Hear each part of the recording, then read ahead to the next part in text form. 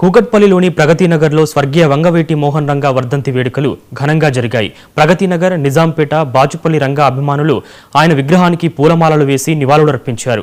ఈ సందర్భంగా 2000 మందికి పైగా అన్నదానం చేశారు. చలికాలం దృష్ట్యా పేదలకు రగ్గులు పంపిణీ చేశారు. ఈ కార్యక్రమంలో రంగా అభిమానులు బోనం నాయుడు, ముద్రగాల ప్రసాద్, పంతం పవన్, కల్లూరి నరేంద్ర, పిండి చిన్న, ఆకుల చంటి, గూడపాటి ప్రసాద్ పాల్గొన్నారు.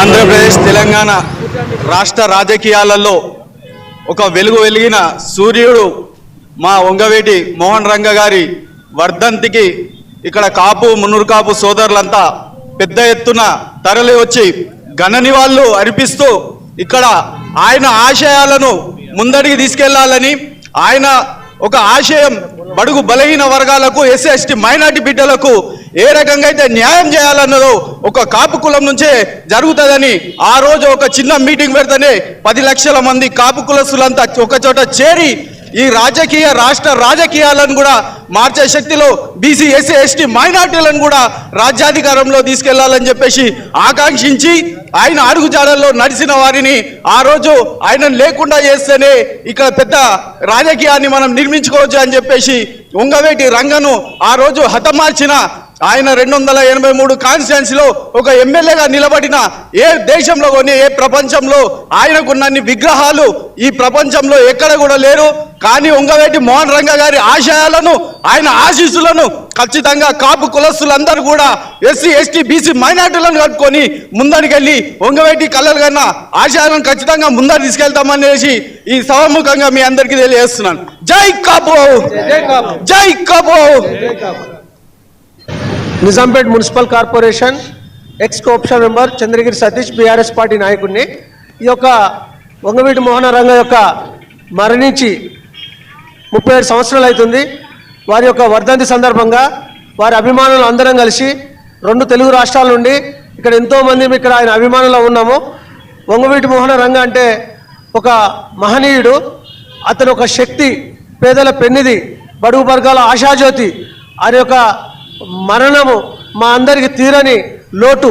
వారి యొక్క మరణము కొంతమంది దుర్మార్గం యొక్క దుష్టశక్తితో ఆయన మేము కోల్పోవడం జరిగింది.